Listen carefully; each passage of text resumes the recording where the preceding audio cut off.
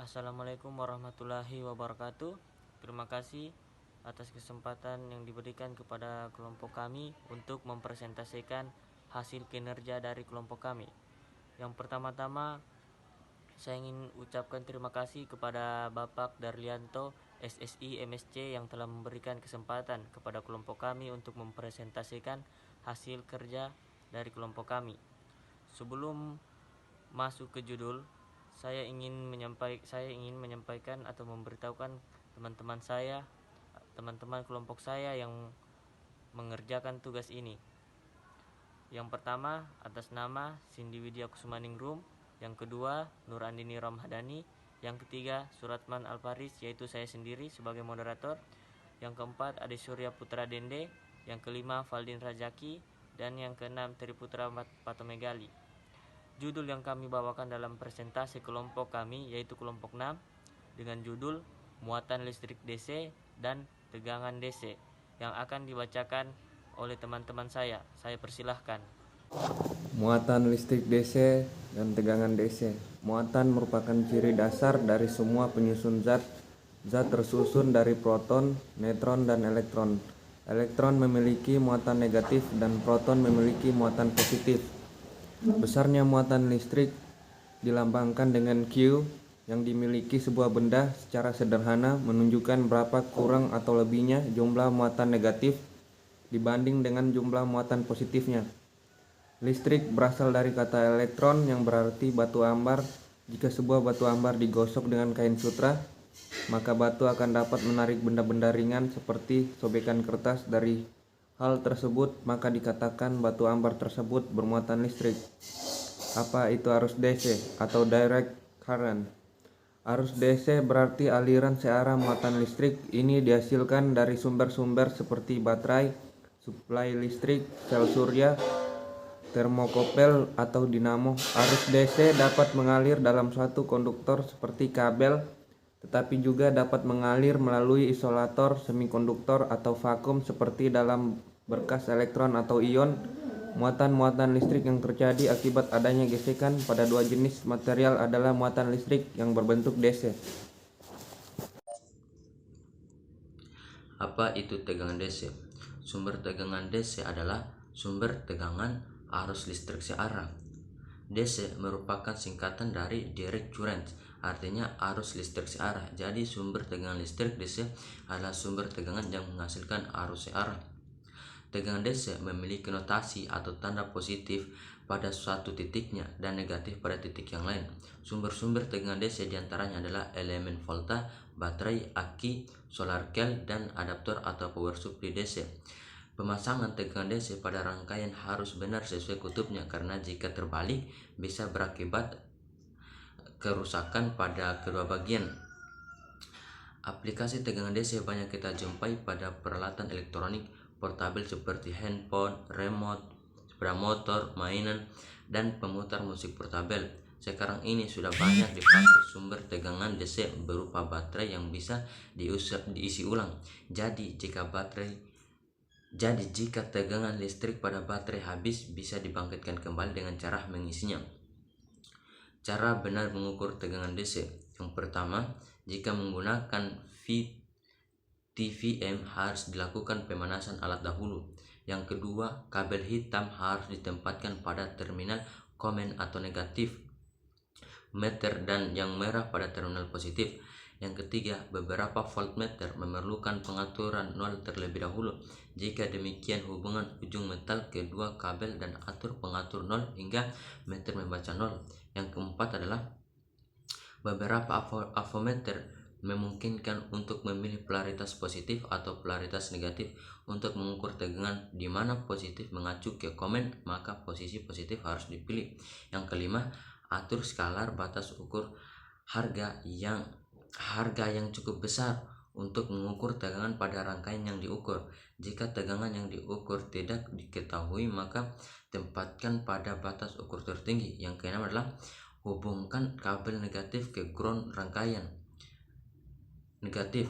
Hubungkan kabel positif ke titik di mana akan dilakukan pengukuran. Jika polaritas kabel yang benar tidak dilakukan, sejumlah meter mungkin akan mengalami kerusakan.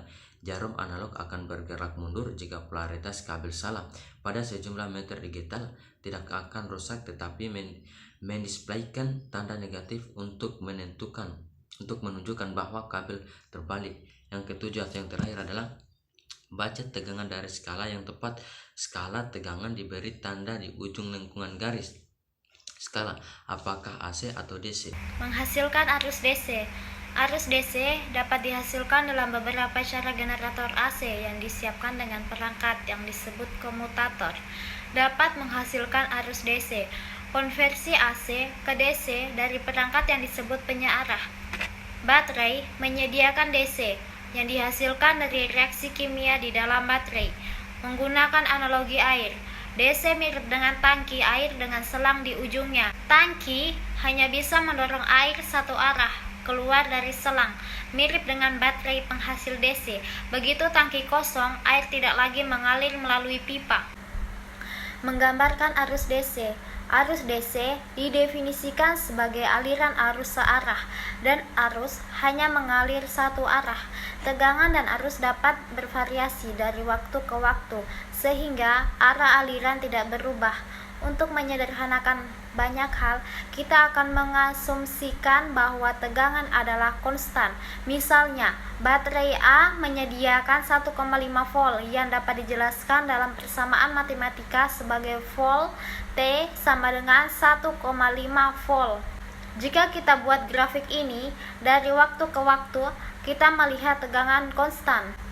Kelebihan dan kekurangan arus DC. Kelebihan arus listrik DC yaitu dapat diisi ulang atau rechargeable. Arus listrik DC dapat diisi ulang, mudah untuk membawa, dan dapat disimpan dalam waktu yang lama. Arus listrik DC dapat kita temui di setiap peralatan elektronik seperti remote dan segala jenisnya yang dapat disimpan dalam bentuk baterai atau aki. Kekurangan arus listrik DC yaitu daya rendah. Arus DC hanya bisa digunakan dalam daya yang rendah dan tidak dalam daya yang tinggi. Rangkaian listrik arus searah. Hukum Ohm. Jika beda potensial pada ujung kawat dapat dipertahankan konstan, maka akan menimbulkan aliran muatan listrik atau yang disebut dengan aliran arus listrik. Muatan arus listrik dalam kurung I adalah jumlah muatan dalam kurung Q listrik yang mengalir dalam penghantar tiap satuan waktu dalam kurung T. Jadi 1 ampere sama dengan 1 coulomb per detik. Jika aliran muatan yang mengalir tidak tetap terhadap waktu, maka arus sesaat dapat dihitung seperti pada gambar di bawah.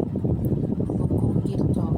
Hukum Kirchhoff 1 adalah hukum Kirchhoff tentang arus HCL. Jumlah aljabar keseluruhan penurunan tegangan voltage drop dapat dalam suatu rangkaian tertutup kurung loop yang dibaca satu arah tertentu sama dengan 0. Yang dimaksud dengan penurunan tegangan dalam ukur tersebut dalam hubungan dengan satu arah tertentu adalah sebagai berikut. Untuk unsur tahanan, apabila tegangan dibaca dari positif ke negatif dengan arah baca yang sama dengan arah arus I yang mengalir, maka harga V sama dengan RI adalah penurunan tegangan. Untuk memahaminya, beri tanda positif pada V dan beri tanda positif pada RI. Sedangkan apabila pembacaan tegangan berlawanan dengan arah arus, berilah tanda negatif V atau negatif RI. B. Untuk sumber tegangan, bila arah baca dari A ke B, maka adalah suatu penurun tegangan, berilah tanda positif pada V, atau dengan kata lain, apabila menuruti arah baca positif dari sumber tegangan, tulis V positif. Sebaliknya, jika pembaca dari kutub negatif sumber tegangan, maka V ditulis dengan tanda negatif. Sumber arus listrik searah.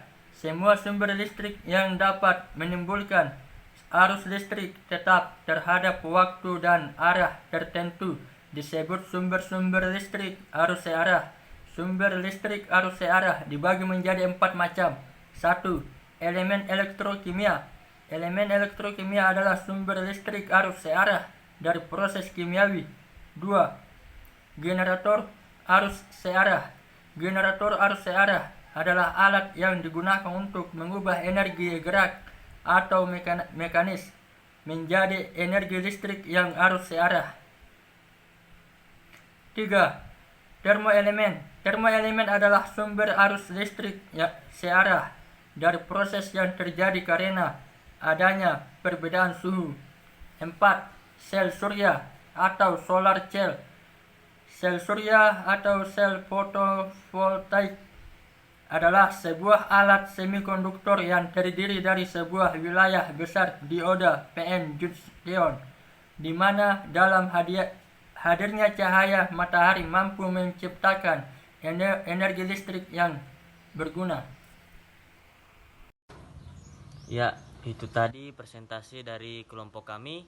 Lebih dan kurangnya mohon dimaafkan. Wabillahi taufik wal hidayah. Wassalamualaikum warahmatullahi wabarakatuh.